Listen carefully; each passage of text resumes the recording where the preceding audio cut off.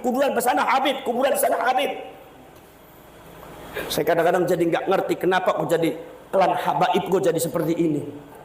Kalau makam sekarang banyak dipalsukan, kalian harus tahu di Palestina, Israel pada waktu merebut Palestina itu diantaranya ada makam yang dipalsukan, itu kurang lebihnya 300.000 makam.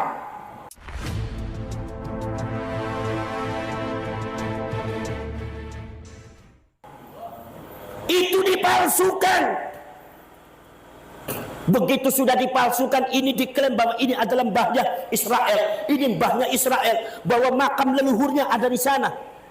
Setelah itu kemudian tiba-tiba mengklaim bahwa tanah ini adalah milik bapaknya, tanah ini adalah milik mbahnya. Pada akhirnya saudara-saudara kalian diklaim semuanya tanah Palestina adalah tanah mbah-mbah mereka yang dijanjikan oleh datu-datu mereka dari Tuhan yang Maha Kuasa. Orang Palestina secara sejarah itu adalah pendatang, yang berhak adalah orang Israel. Mereka mengadakan gerakan dipimpin oleh Amerika, didukung oleh Amerika. Sekarang Palestina diusir dan masalahnya sampai detik ini nggak selesai. Makan mie demi hemat. Mie lagi demi hemat. Lagi-lagi mie demi hemat. Segitunya pengen HP baru. Beli produk elektronik di Shopee pasti lebih hemat. Beli semua di Shopee.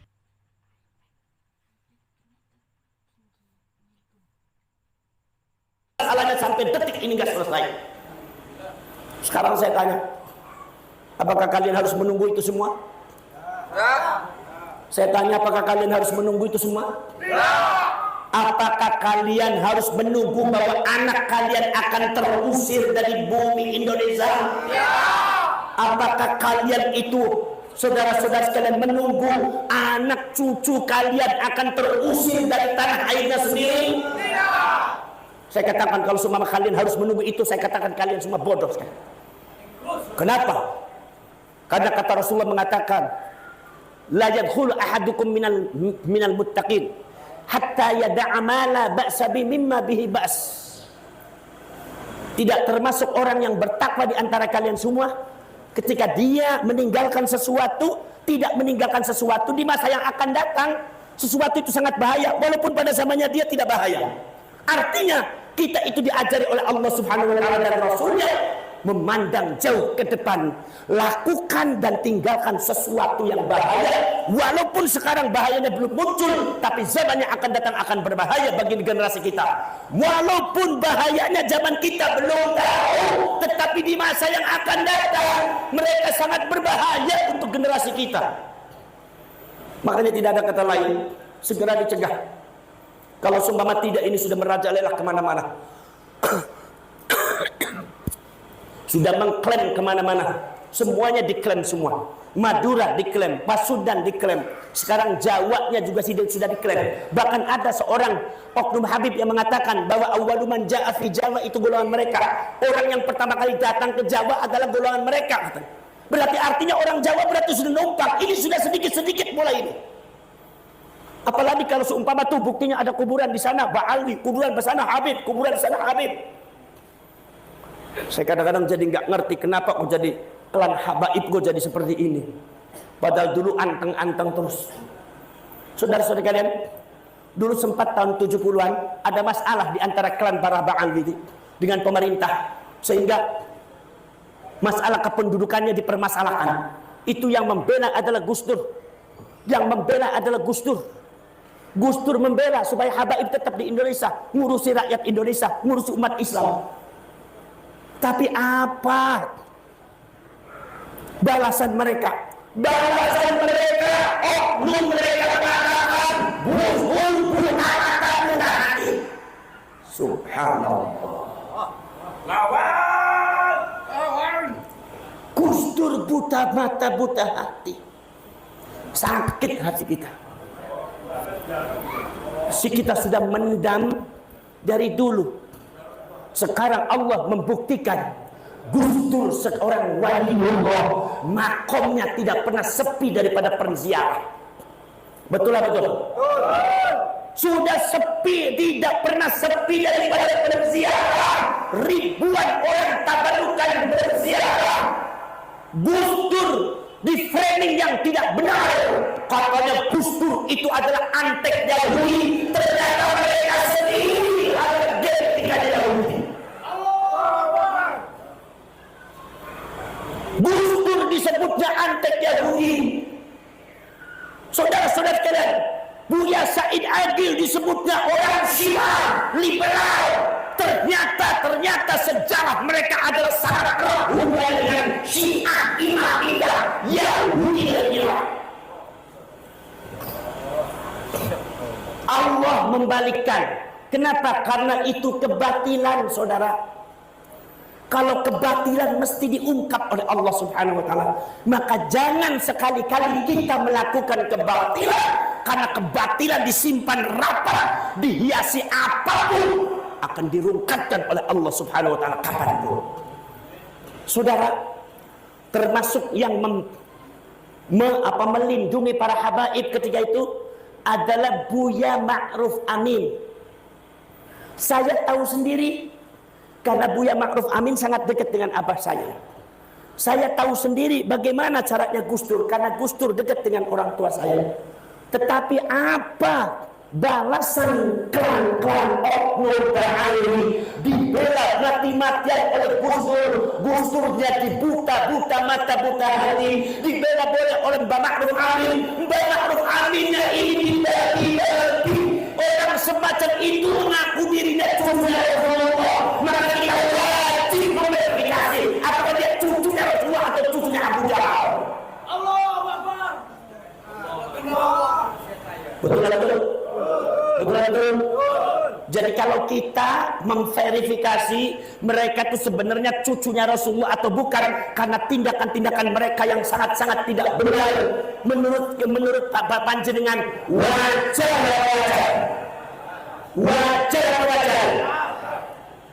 Saudara-saudara sekalian, sekarang saudara-saudara sekalian, subhanallah, diklat ini framingnya sangat luar biasa. Ada yang framing memecah belah umat. Bagaimana memecah belah umat? Ini yang memecah belah umat siapa? Masya Allah, memutar balikan fakta. Awas saudara-saudara kalian, hati-hati terhadap klan itu, karena klan itu sangat pintar memutar balikan fakta, sangat pintar berbicara dan menghalalkan segala cara. Masya Allah. Maka tadi saudara, tidak ada satu kata lain. Kita mari bangkit, bangun dari tidur kita, siap. Bangun dari tidur kita, siap. Bangun daripada keteledoran kita, siap. Kalian ini bangsa besar. Jangan mudah kalian ditumbangkan oleh orang-orang yang sebetulnya tidak memiliki sejarah kebesaran. Kalian itu adalah bangsa luar biasa. Jawa, Sunda itu luar biasa. Kalimantan, Sumatera itu luar biasa. Samudra Pasai luar biasa. Maluku silakan. Sampai saudara-saudara sekalian, ada yang mengatakan salah satu daripada pembesar Napoleon Bonaparte itu, saudara, yang ada di Prancis, itu ternyata masih keturunan asal. Itu subhanallah, luar biasa. Kita sudah dikenal zaman dulu. Negara kita kaya.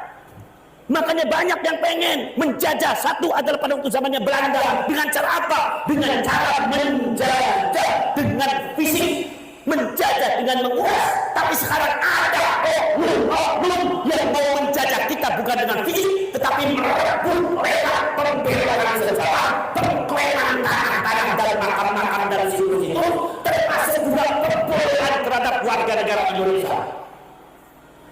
Ini termasuk penjajahan. Maka saudara sekalian, kita tahu bahwa suudzon tidak baik. Tetapi itu bukan suudzon, itu namanya i'tibar. Fa'tabiru ya ulil albab. Ambillah pelajaran. Mereka seperti itu, mereka seperti itu. Maka saudara-saudara sekalian, Allah pernah mengatakan, yahlifuna billahi ma qalu wa laqad qalu kalimatal kufri wa kafaru ba'da imanihim wa hammu bima lam yanalu. Muhammad, mereka kalau bicara itu banyak sumpah atas nama Allah, demi Allah, dikit-dikit demi Allah, dikit-dikit demi Allah, dikit-dikit mari kita mubahalah, mari kita mubahalah. Giliran diajak mubahalah sama Mbak Mufid gak berani. Ini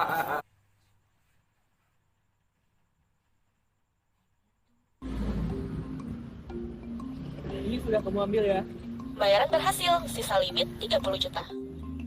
Halo sayang, kok tiba-tiba rekeningku jadi banyak uang begini? Ada yang salah transfer ya? Oh, itu limit yang kamu ambil dari Easy Cash tadi, sayang. Ini berarti limit yang aku ajukan di EasyCash hari ini ya? Kok cepet banget masuknya? Bener banget, limit tertinggi Easy Cash sampai 50 juta rupiah. Easy Cash berizin dan diawasi oleh OJK. Terus cicilannya gimana? Tenang aja, paling lama bisa dicicil 12 bulan. Kita bisa bayar pelan-pelan. Aku juga dapat limit 10 juta. Proses pengajuannya gampang banget. Langsung aja klik link di bawah video buat daftar ya. Easy Cash.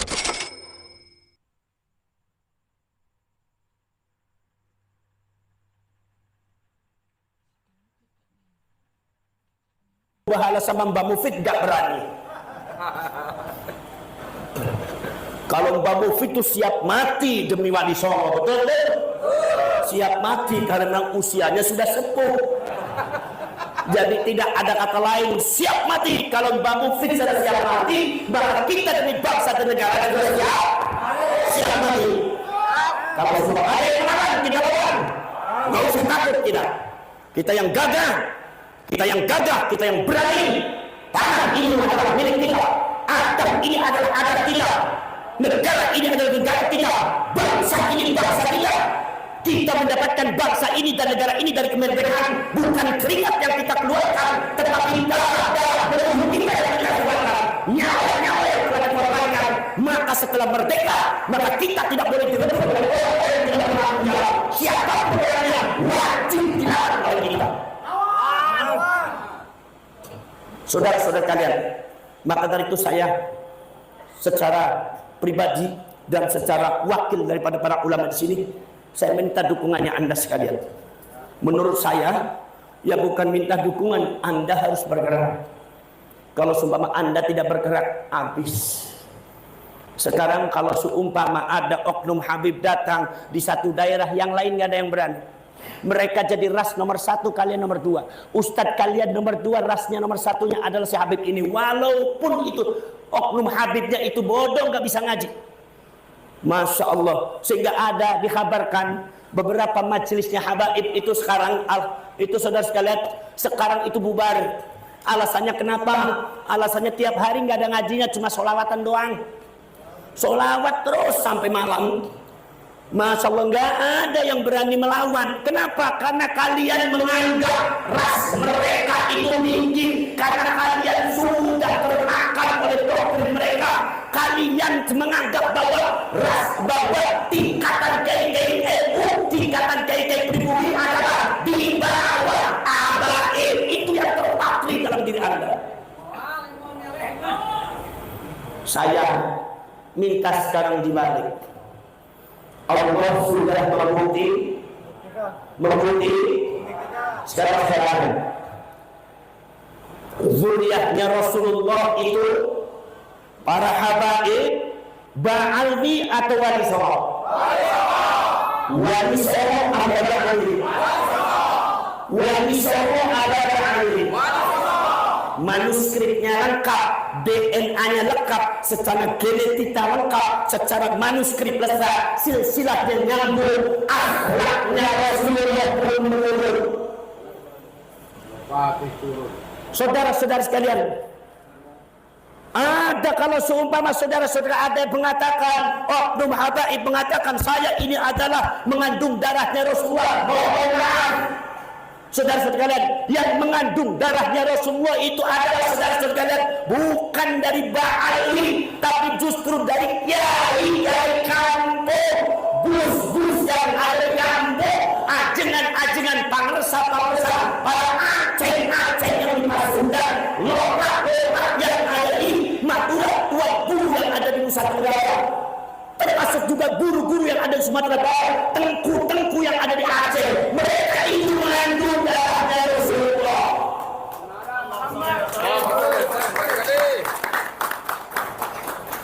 Cuma kan kalian kan kadang-kadang kurang yakin aja. Kurang yakinnya karena ngeliat tampangnya kan irungnya ngeblesek. Kulitnya busem. Walau kanat irunguhum blesekan wa kulituhum buseman.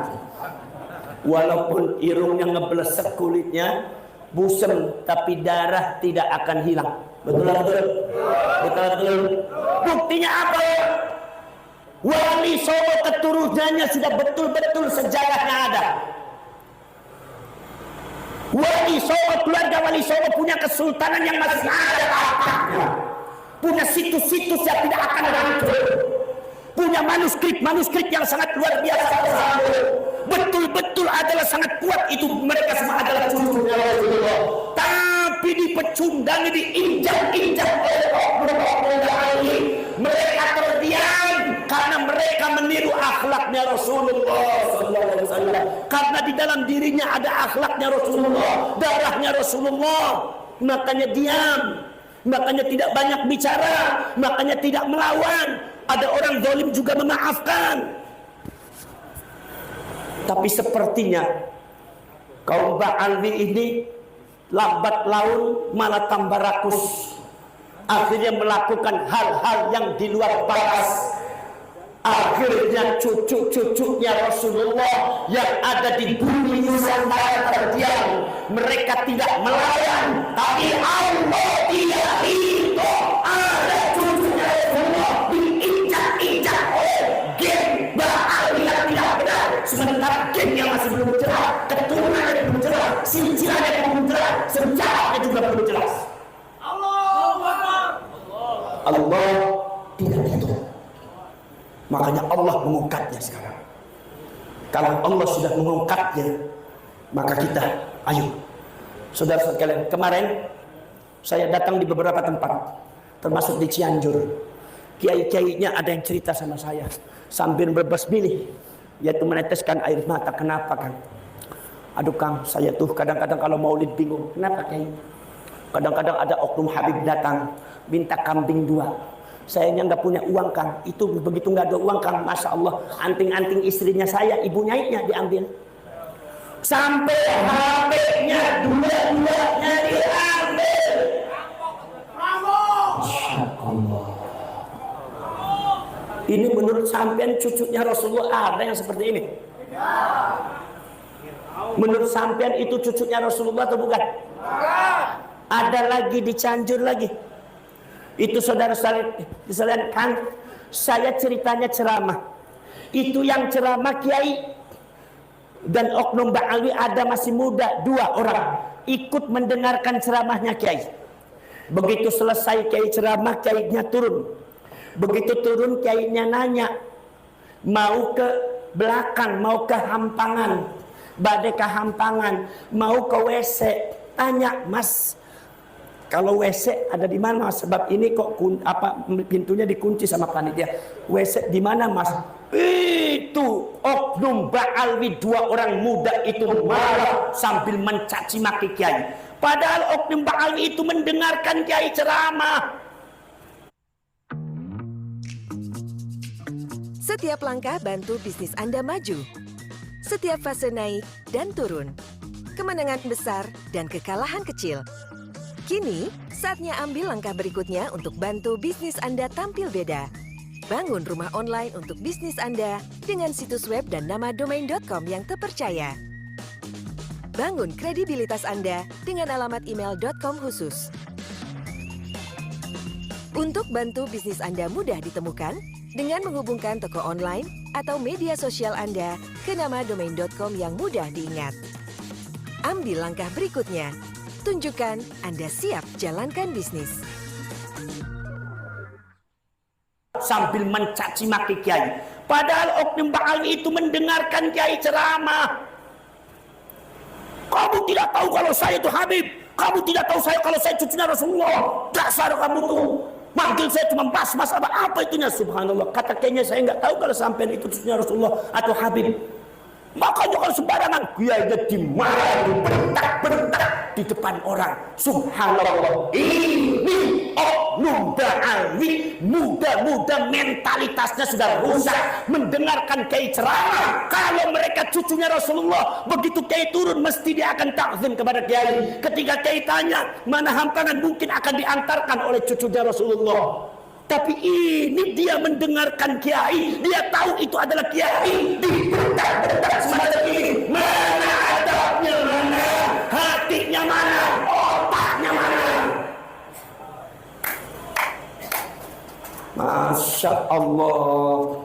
Saya kadang-kadang nggak ngerti orang kayak gini mengaku dirinya cucunya Rasulullah. Allah marah pada kalian. Allah marah pada kalian. Jadi kalian bukan menghadapi bangsa Indonesia, tapi menghadapi Allah Subhanahu wa taala. Sesungguhnya bangsa Indonesia masih baik kepada kalian. Bangsa Indonesia masih menerima. Bahkan bangsa Indonesia di antara kita masih ada yang membela mati-matian, masih ada yang memuji mati-matian. Itu karena apa? Karena rakyat Indonesia itu akhlaknya baik, karena diajari oleh cucu-cucunya Rasulullah dari baik.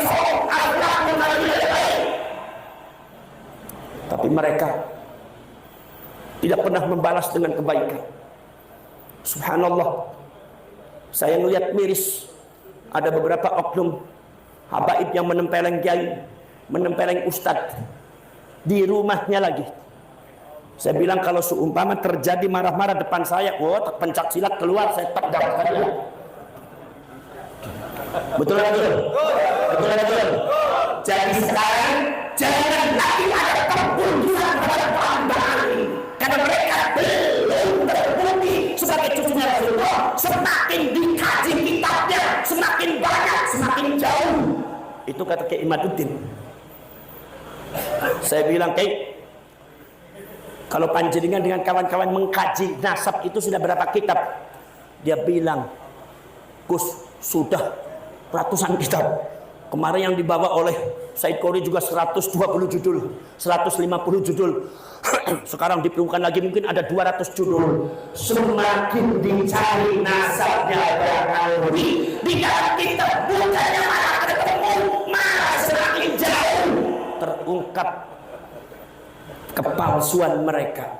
Memalsukan ini, memalsukan ini, memalsukan ini. Subhanallah.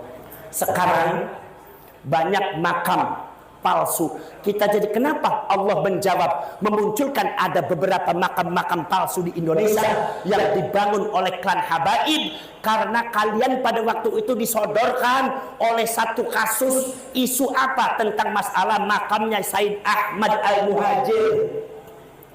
Saudara, kesaksian kaum Banul Ahdal dan Banul Qudaini di dalam manuskrip masa lalu, termasuk di kitab-kitab masa lalu, bahwa makomnya Said Ahmad itu ada di Najd, ada di Irak Selatan.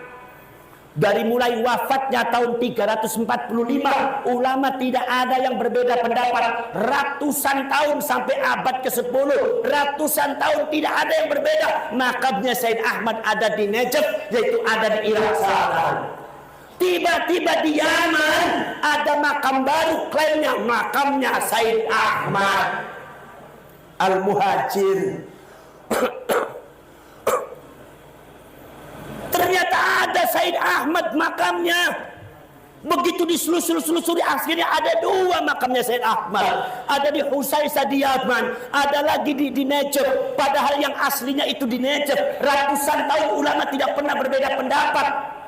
Hanya kira-kira abad ke-11, abad ke-12, ke-13 baru dikenal makamnya Said Ahmad. Katanya, kata orang Ba'awi ada di Husaisah. Begitu telisik punya telisik, selusur punya selusur, ternyata klaim makam di Husaisah itu bukan berdasarkan data sejarah, bukan berdasarkan perlakuan sejarah, bukan berdasarkan data-data sejarah, tetapi berdasarkan syatohatnya salah seorang oknum habib.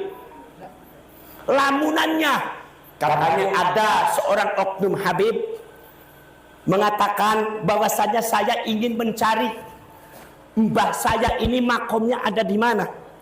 Begitu diceritakan, katanya saya melihat cahaya dari langit turun jatuh di tanah Husaisah. Sehingga kemudian di tanah Husaisa itu, maka dia yakin bahwa itu adalah makamnya Sayyid Ahmad. Berarti itu makam dasarnya cahaya yang jatuh. Kalau cahayanya dari jin dan iblis bagaimana? Nomor dua, saudara-saudara sekalian, berarti makam yang ada di Husaisa berarti nggak ada jasadnya Sayyid Ahmad. Masya Allah. Begitu kalian ribut, kok bisa makam seperti ini, bisa makam seperti ini, kok makam ada dua Sayyid Ahmad? Allah memberikan pelajaran kepada orang-orang pribumi Indonesia. Muncul makam-makam palsu di Indonesia yang diklaim oleh para habaib, diklaim oleh oknum habaib, dibuat oleh oknum habaib. Ternyata di Probolinggo ada 4 makam dibongkar, nggak ada isinya. Di Kalimantan ada 11 makam, ternyata makamnya palsu. Bahkan ada pengklaiman terhadap makam orang lain, diklaim sebagai habib, diklaim sebagai wali kutub dari bangsa Ba'ali. Kita diberitahu oleh Allah, artinya kalian jangan aneh. Kalau seumpama Sayyid Ahmad juga makamnya ada 2, tuh di daerah kalian dan mereka melakukan seperti itu. Apa? Pemalsuan makam berdasarkan isyarat dari Allah Subhanahu wa taala. Maka kita harus tegas, berarti makam Sayyid Ahmad yang ada di Husaisa itu adalah termasuk pemalsuan makam. Saudara-saudara kalian, ini menghadapi orang semacam ini bagaimana ini? Kalau kita nggak bergerak ya susah. Ya. Makanya saudara sekalian, kita harus membentuk, karena mereka juga ada muhibbin-muhibbinnya kadang-kadang buta, membenturkan antara anak-anak bangsa, membenturkan antara warga negara. Mereka banyak jadi korban-korban yang menjadi muhibbin-muhibbin. Maka dari itu saudara sekalian, kita bukan menghadapi klan Ba'alwi saja, tetapi kita menghadapi adalah orang-orangnya Ba'alwi dari kalangan kita. Maka dari itu di sini kita harus punya kekuatan yang besar. Saya harapkan nanti kekuatan Laskar Sabilillah itu adalah lebih kuat daripada yang lainnya. Mudah-mudahan Allah meridhai di Jawa Tengah, Jawa Barat, Jawa Timur, Madura, Kalimantan, Sumatera Barat, Sumatera Selatan, Sumatera Utara, Nusa Tenggara Timur, Nusa Tenggara Barat, sampai di Maluku, Bone, Ternate semua. Mari kita bentuk Laskar Sabilillah dalam rangka membackup negara kesatuan Republik supaya adatnya jangan dirusak, sejarahnya jangan dirusak. Setuju? Setuju?